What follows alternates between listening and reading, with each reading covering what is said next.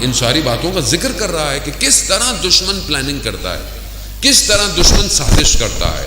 ہر دور میں انبیاء کے مقابلے میں، ہر نبی کے مقابلے میں دشمن نے پلاننگ کی ہے، بہت پلاننگ کی ہے۔ کس طرح؟ جب وہ جتنا وہ کر سکتا تھا اس نے کیا، لیکن جب اس نے دیکھا کہ وہ ظاہر سے بہت ناکام ہو گیا، جنگیں لڑی، غزوے لڑے، ناکام ہو گیا، تو وہ اندر آ گیا، داخل ہو گیا۔ اب وہ جب داخل ہو گیا تو اس نے اتنی محنت کی۔ اصل دشمن کون ہے؟ شیطان ہے۔ اس نے اپنے کارندوں سے محنت کرائی کہ ممبر رسول پہ ایسے شخص کو بٹھا دو جو وحی کا انکار کر دے۔ یعنی آپ سمجھ نہیں رہے، شیطان وہ ہے جس نے 6000 سال عبادت کی ہے، 4000 سال روایات کہتی ہے کہ صرف 2 رکعت نماز پڑھی ہے اس نے۔ کتنی عبادت کی اس نے، کتنا ریاضت کی ہے، کتنا وہ جانتا ہے مجھے اور آپ کو، ہمارے آباء و اجداد سے واقف ہے، وہ ہماری نقائص سے، ہماری کمزوریوں سے واقف ہے شیطان کہ اس کو کہاں گرانا ہے۔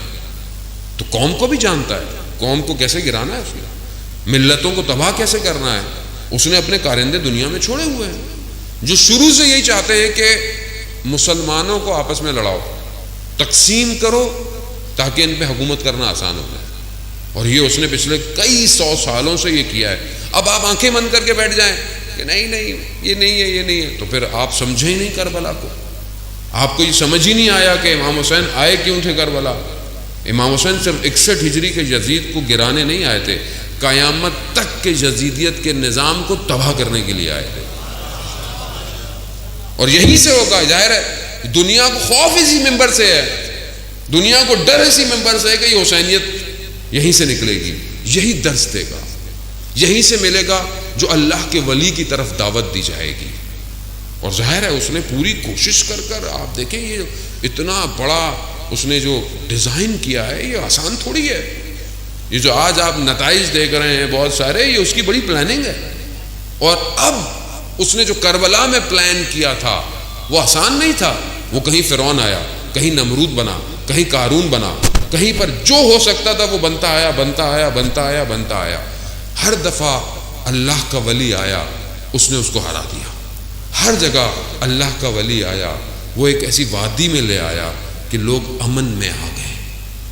عرب کا جاہل زمانہ، اس میں رسول کو اپنے بھیج کر لوگوں کو امن کی وادی کی دعوت دی۔ اور اس کے جانے کے بعد بہرحال جو مشکلات اور چیزیں اور فتنے اور سب نکلے، تو اب کون بچاتا اس پوری نبیوں کی محنت کو کربلا کے میدان میں۔ یہ مسئلہ صرف ایک جگہ کا نہیں تھا عزیزان محترم، یہاں انبیاء کا وارث تھا، وہاں ان سارے شیطانوں کا وارث تھا۔ تبھی آپ زیارت میں پڑھتے ہیں السلام علیکہ یا وارث آدم صفت اللہ، السلام علیکہ یا وارث نوح نبی اللہ۔ یہ انبیاء کا وارث ہے جو کربلا آیا ہے۔ وہ ساری محنتیں جو انبیاء نے کی تھیں ان کو کمال تک پہنچانے اور بچانے کے لیے یہ پہنچا ہے کربلا۔ اب ظاہر ہے یہ آسان معاملہ نہیں تھا۔ اللہم صلی علی محمد اسی وادی کو قائم رکھنے کے لیے پروردگار نے اپنے نمائندوں کو بھیجا ہے کہ اس وادی کو بچانا ہے اور لوگوں کو دعوت دینی ہے اس وادی کی۔